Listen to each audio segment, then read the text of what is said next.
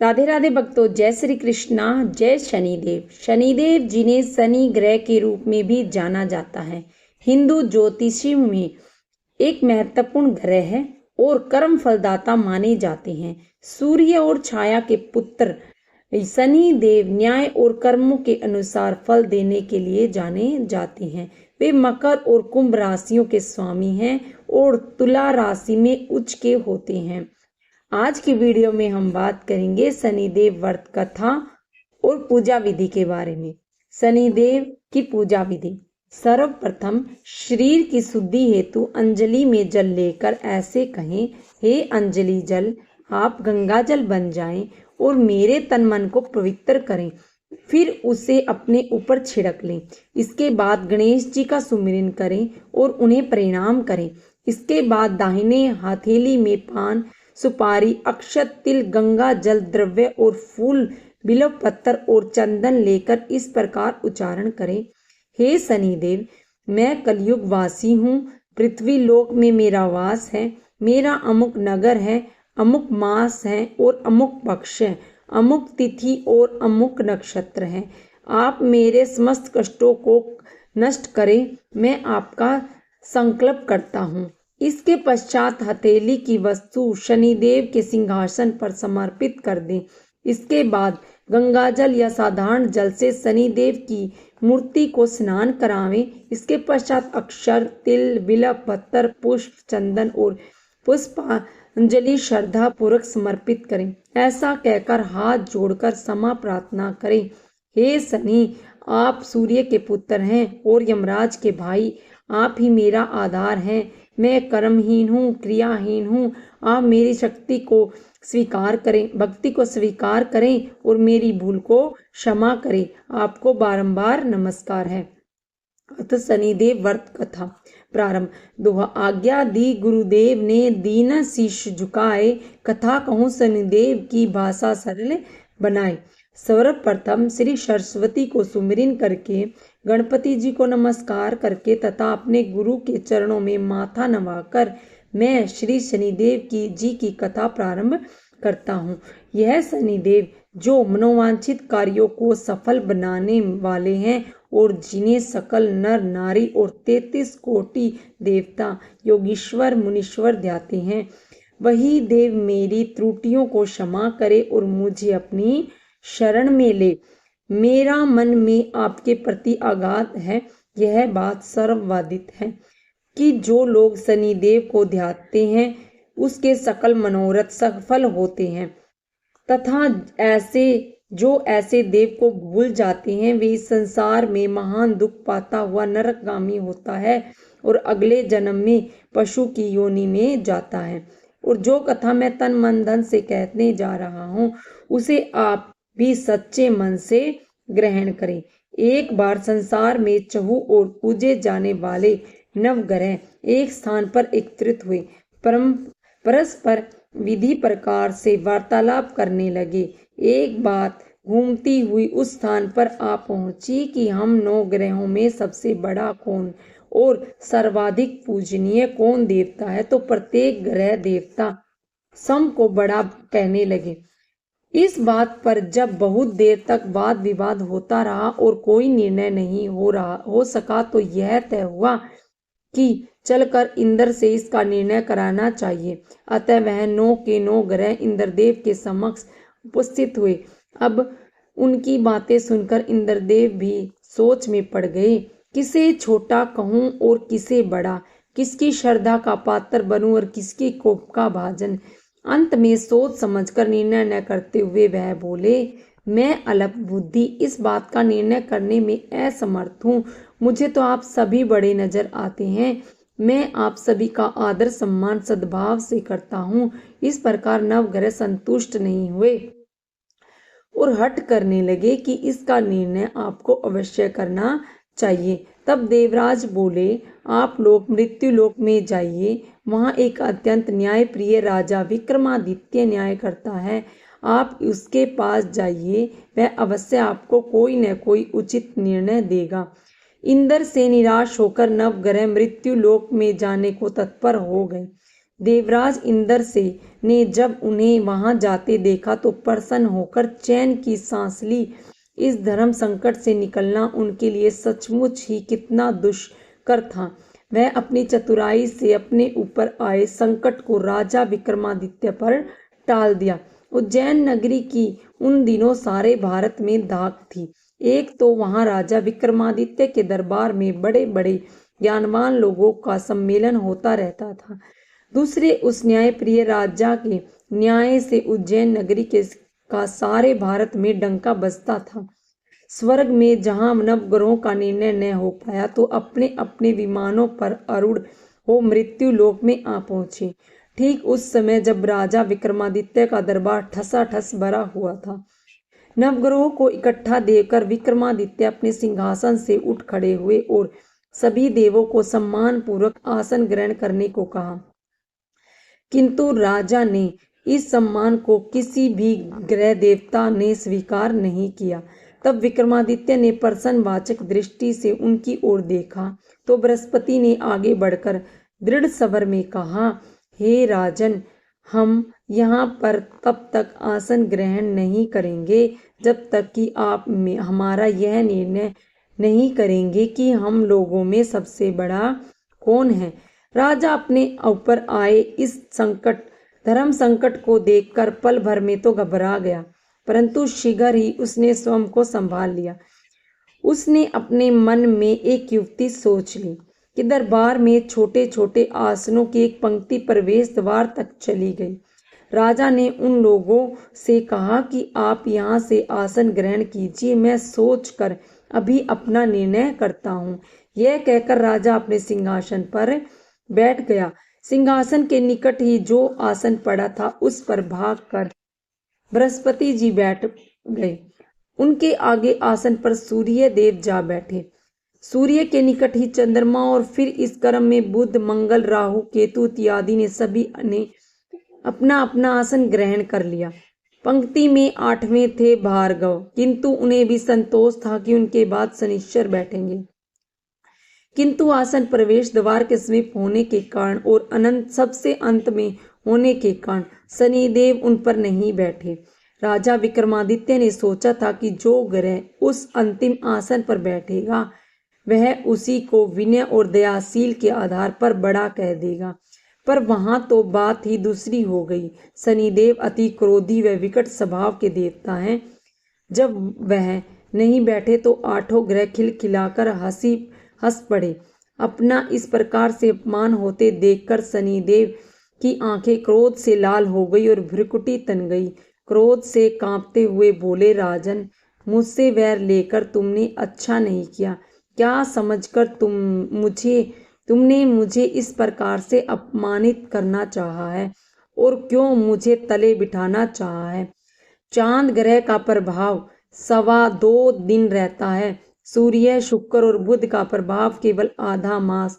सोम और मंगल 2 मास, गुरु 13 मास, राहु और केतु 18 मास रहते हैं, जबकि मैं 7.5 वर्ष तक रहता हूँ। इसीलिए हे राजन, अब तू सावधान हो जा। तूने मेरा जो अपमान किया है इसका दंड तुम्हें अवश्य मिलेगा। राजा के कुछ दिन तो आराम से बीते, लेकिन शीघ्र ही शनिदेव की कोप दृष्टि फिरी और राजा पर 7.5 आ गई। उन्हीं दिनों एक व्यापारी कुछ घोड़े बेचने के लिए उज्जैन नगरी में आया। सुंदर सुंदर घोड़े देखकर राजा जी का जी ललचा गया। राजा ने उन्हें खरीदने के लिए आदेश दिया। घोड़ों में एक घोड़ा भंवर नाम का था।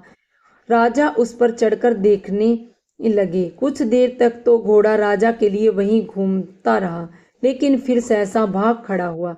राजा को बड़ा अचंभा हुआ। घोड़ा एक भयानक जंगल में राजा को पटक कर अंतर्ध्यान हो गया। राजा अकेला उस वीरान जंगल में भटकने लगा। साय के समय जब उसे प्यास लगी तो बहुत सताने लगी और जोर जोर से चीखने लगा। उधर एक पगडंडी ने एक ग्वाला अपने गांव की ओर जा रहा था। वह राजा की आवाज सुनकर रुक गया। राजा उसके पास गया। ग्वालों ने उसकी व्यथा जानकर उसके निकट की नदी पर ले जाकर पानी पिलाया।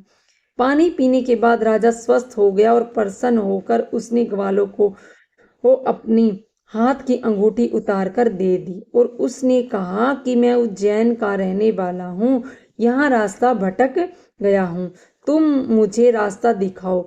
तब ग्वाला उसे अपने साथ गांव ले आया। वहां एक मिष्ठान की दुकान पर राजा ने मिठाई खा पीकर भूख मिटाई और दुकानदार को भी एक अंगूठी उतार कर दी। दुकानदार के पूछने पर उसे भी यही कहा कि वह उज्जैन नगरी का रहने वाला है और उसका नाम विक्रमादित्य है। फिर वह दुकान के बंद होने तक वहीं बैठा दुकानदार से बातें करता रहा। उस दिन दुकानदार की बिक्री बहुत हो गई। उसने सोचा, यह भाग्यवान पुरुष है जो इसके आने से आज मेरी इतनी बिक्री हुई है। इसीलिए रात होने पर वह उससे बोला कि वह उसके साथ उसके घर चले और उसके साथ ही भोजन करे। राजा मान गया। जब वह दोनों घर पर पहुंचे तो दुकानदार की पत्नी ने उनका बड़ा आदर सत्कार किया और अतिथि के लिए विशेष रूप से भोजन तैयार किया। भोजन करते समय एक अद्भुत घटना घटी। जहां राजा भोजन कर रहा था वहीं सामने की दीवार पर सोने का एक सतलड़ा हार टंगा हुआ था। उसके पीछे एक चित्र था। सहसा भी वह हार वहां से अदृश्य हो गया। दुकानदार के यहाँ एक बांदी थी। उसने जाकर घर की मालकिन से कहा, वहां कुंटी पर हार नहीं है। यह बात दुकानदार तक पहुंची तो उसने राजा से पूछा। राजा बोला, मुझे मालूम नहीं, तुम्हारे और मेरे अतिरिक्त तो यहाँ कोई था ही नहीं। सच सच बताओ, हार कहाँ है? मुझे मालूम नहीं। राजा फिर बोला, मेरे पास कोई हार नहीं है। जब कोई निर्णय नहीं हो सका तो दुकानदार राजा को उस नगर के राजा के पास ले गया। उस नगर के राजा ने जब विक्रमादित्य की भोली भाली सूरत देखी तो बोला, यह व्यक्ति कभी भी चोरी नहीं कर सकता, और यह कहकर उसने विक्रमादित्य को छोड़ दिया। विक्रमादित्य जब उस नगर में यूं ही इधर उधर घूम रहा था तब उस नगर में एक तेली ने उससे कहा कि वह उसके यहाँ काम कर ले तो उसे वहां रहने का स्थान और खाने की सामग्री भी देगा। राजा मान गया और तेली उसे अपने घर ले आया।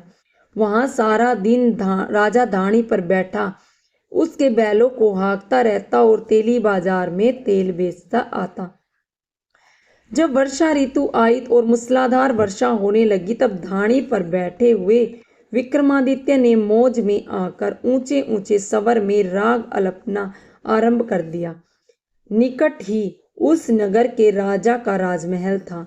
वहां खिड़की में बैठी राजकुमारी ने जब राजा का मधुर स्वर में गीत सुना तो अपना दिल दे हार बैठी। उसने बांदी को पता कराने के लिए भेजा। बांदी वहां राजा को गाते हुए देखकर लौटी तो राजकुमारी से बोली कि वहां पर तो कोई अति सुकुमार नवयुवक बैठा मस्ती में आंखें बंद किए हुए गा रहा है। राजकुमारी ने सुना तो उसने अन्न जल का त्याग कर दिया। रात तक जब उसने कुछ नहीं खाया तो रानी ने आकर उसे समझाया, पर वह बोली कि वह तो उस गाने वाले से ही शादी करेगी। रानी ने जाकर राजा से कहा कि राजकुमारी एक तेली पर मोहित हो गई है और उससे ब्याह रचाना चाहती है। राजा ने सुना, बहुत क्रोध हुआ। उसने तेली के घर से विक्रमादित्य को बुलाया और उसके हाथ कटवाकर जंगल में फेंकवा दिए। यह बात जब राजकुमारी को पता चली तो वह और भी अपनी बात पर दृढ़ हो गई।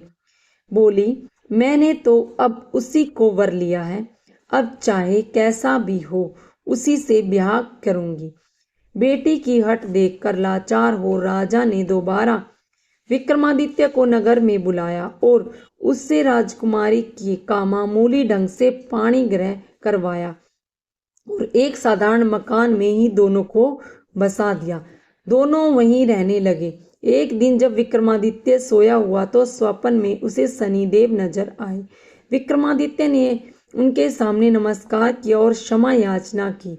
शनिदेव ने उसे आशीर्वाद दिया और बोले, अब तुम्हारी 7.5 खत्म हो गई है, यानी 7 वर्ष खत्म हो गए हैं। राजा बोला, मुझसे जो गलती हुई उसके लिए मुझे क्षमा कर दीजिए। शनिदेव ने मुस्कुराकर उसे आशीर्वाद दिया और राजा के दोनों बाजू दोबारा निकल आए। राजा ने अपनी पत्नी राजकुमारी को रात को जगाया नहीं। वह रात को उसके गले में अपनी बाहें डालकर सो गया।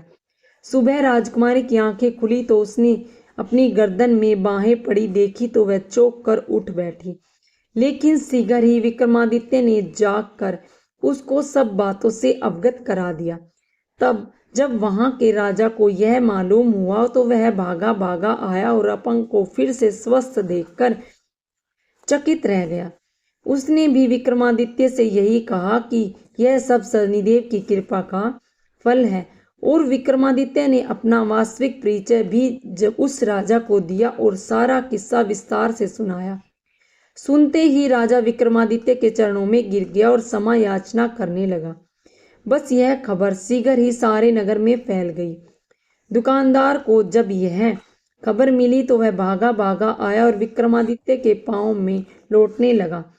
विक्रमादित्य ने उसे उठाकर आसन पर बिठाया और कहा, तुम घर जाकर उसी खूंटी पर देखो, हार टंगा होगा। और सच ही दुकानदार ने देखा, हार टंगा पाया। नौकरानियों के साथ लश्कर समेत विक्रमादित्य को विदा किया। राजा विक्रमादित्य जब राजकुमारी को लेकर अपनी नगरी उज्जैन में लश्कर समेत पहुंचा तो सारी नगरी में उत्साह छा गया। अपने राजमहल में प्रवेश करने से पूर्व विक्रमादित्य ने नवग्रहों की पूजा की और शनिदेव को सर्वोच्च स्थान दिया। साथ ही उसने नगर भर में ढिंढोरा पिटवा दिया कि शनिदेव मनोवांछित फलों को देने वाले हैं और नवग्रहों में सर्वोच्च स्थान रखते हैं। इस प्रकार शनिदेव को मना कर विक्रमादित्य ने अपने राज्य, यश और कीर्ति को प्राप्त कर लिया। बोलो श्री शनिदेव की जय, बोलो श्री नवग्रहों की जय। दोहा, जैसी सुनी तैसी कही, इसमें झूठ न साच। विक्रम भूप इतिहास को सजनों देखो बाँच। सुने सुनावे शनि कथा, गावे जो चितकलाए। सत्य वचन है संत का, बाको संकट जाए। आरती श्री शनिदेव की। जय जय श्री शनिदेवा भक्तन हितकारी। सूर्य के पुत्र प्रभु छाया मत तारी। जय जय शनिदेवा भक्तन हितकारी। श्याम अंक चक्र दृष्टि चतुर्भुजाधारी। नीलांबर थार नाथ गज की असवारी। जय जय शनिदेवा भक्तन हितकारी। कृट मुकुट शीस रजत दीपत है लिलिलारी। मुक्तन की माला गले सुशोभित बलिहारी। जय जय श्री शनिदेवा भक्तन हितकारी। मोदक मिष्ठान पान चढ़त है सुपारी। लोहा तिल तेल उड़द महिषी अति प्यारी। जय जय शनिदेवा भक्तन हितकारी। देव धनुज ऋषि मनुज सूरत नर नारी। विश्वनाथ धरत ध्यान शरण है तुम्हारी। जय जय श्री शनिदेवा भक्तन हितकारी। साढ़े साती हटाने की प्रार्थना। साढ़े साती शक्ति के मालिक विनती ये मंजूर करो। अशुभ दृष्टि अब हे शनिदेवा मेरे तन से दूर करो। कपित कलदी काया मेरी अशुभ साढ़े साती ने। जीवन को अंधेरा किया है तेरी शक्ति भवानी ने। सभी ग्रहों की अशुभ शक्ति को हे शनिदेवा चूर करो। साढ़े साती शक्ति के मालिक विनती ये मंजूर करो। विपत्तियां जो बैठी मुझ पे उसको दूर भगाओ तुम। निर्धनता मेरे घर पे विराजे अपने संग ले जाओ तुम। वैसे लक्ष्मी तेरे ग्रह में शुद्धता से भरपूर करो। साढ़े साती शक्ति के मालिक विनती ये मंजूर करो। डेढ़िया और साढ़े साती देवा दोनों तेरी दासी हैं। तेरी आज्ञा से चलती दुख सुख की ये सब साथी हैं। दिला दो इनसे दया की दृष्टि। धन और विशिष्ट जरूर करो। साढ़े साती शक्ति के मालिक विनती ये मंजूर करो। अशुभ ग्रह को हे शनिदेवा मेरा मित्र बना दो तुम। रत्नों से भरा मेरा खजाना सोने छत्र चढ़ा दो तुम। चरणों में है मेरा मस्तक दुखिया पे दया हजूर करो। साढ़े साती शक्ति के मालिक विनती ये मंजूर करो। जय शनिदेवा, जय शनिदेवा। राधे राधे भक्तों, जय श्री कृष्णा, हर हर महादेव।